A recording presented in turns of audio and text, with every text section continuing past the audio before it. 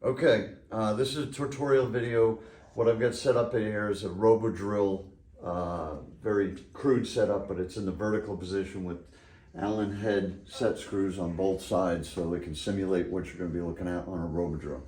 But first, before we balance anything, we analyze first. And you have to do this because if we have more axial energy going up and down because it's not coupled and aligned properly, you're going to fight balance and you're not going to be able to balance it. So we first have to find out whether we have misalignment, which I've already induced into this. So the accelerometer where the red dot is our axial. So that measures up and down. The magnet direction is our imbalance. So when we place it here like this, on that angle, this up and down is going to be in yellow on the spectrum, and it's going to be white for our imbalance. So let's run this motor quick, and you're going to see, if you see this phenomenon here, where your yellow is taller than your white on channel 2, that's how I set it up. Channel 2 and 1 are both on. And you can see the yellow is higher than my white. The white should be 2/3 higher than the yellow, and that's at running speed. So the running speed of this is at 3311. That's exactly where that peak is. I put this crosshair on there. That's the white, the other is the yellow. And you can see that the yellow is taller. And I couldn't induce it into this that much, but if you see that yellow higher than the white, you do not try to balance it. You call us and we'll tell you how to align it. But if your white signal is higher than your yellow, you can get started. The second part of the analysis, this imbalance is exactly at 0.09 or 1.1 inches per second, right on the line. We're looking at the white, 0.12. When I move to the back, you can see the back is better. The back is 0.9. It's a little bit better. So where do we start balancing? On the worst side. Always measure both planes and you balance the higher side first, because typically the back will get better. Okay, so first off, ending with our analysis that we did before, I forgot to say this connector cannot be connected to the tachometer when you're doing your analysis. It'll take over the second axis and give you false readings. You have to use it without the tachometer pulled in. So now we're set up for our balancing. The tach light is on, the accelerometer is on, and what I encourage you on every single one is to go back to the main page, go to calibration, tap on spectrum, and then tack on phase sensor. And then turn your motor on, or your spindle, whatever your case is, and make sure you got that nice sinusoidal wave. If you don't have that, it may look like something like this, where I'm putting my hand in front of it. You need to correct that. That'll make sure your setup is good.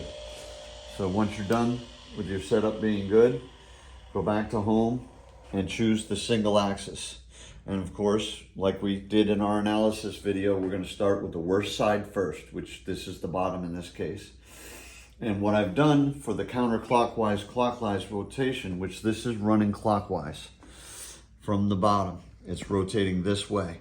So what I've done is I've marked 0 where my tape is, 90, 180, 270. That way I can't make a mistake. I encourage you to do that every time. I also have my tach light is lined up with my accelerometer.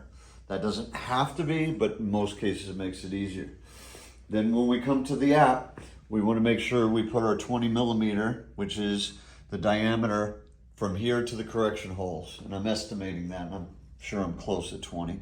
I've got clockwise position, and then in my settings here, I've got my rotor weight, my speed of 3,300, and it's recommending 0.83 grams for my trial weight, which is what this screw right here is, which is going to be our trial weight when we get to that point. So we're going to do our initial run. We always run with our spectrum open. I'll turn the motor on, and here's the other important thing that you want to realize. It's pinch open to make sure we're got the peak in the middle. Do not count on the auto cursor here, especially over 20,000 RPMs. You want to go to see how it bounced off? You want to go to manual. Make sure your cursor is the top of the running speed peak. Once that's done, everything steadies out, everything's perfect. Now we can take our initial run. We got 06 at 326 degrees as our heavy spot. And it's recommending our trial weight at 146, which I'm actually just going to go to 180 because I know there's a hole there. Makes it simple. And we're going to put that trial weight we just looked at. Take our Allen wrench. And we know we got that marked, so it's going to be nice and easy.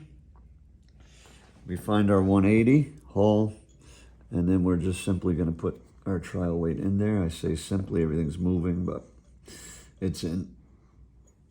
And then we're going to rerun. And you can see we've gotten better, and it's staying at the right phase angle. So let's click the number 2. And it wants me to put 1.4 grams at 180, 178, and we're splitting hairs there, but we're going to put it in the same hole. So we're going to take our trial weight out, not while it's moving, and we're going to put a screw in with that weight. Oh, we got to take our old one out first. We're taking our old out. Discard that. And we're going to thread in the new weight.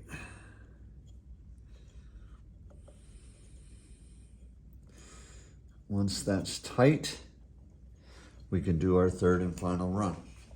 Being careful not to bump anything or move anything out of the way. All right, and then we hit our number 3, and we're at a 0079. Directly in the green circle, you can see how it went down the line.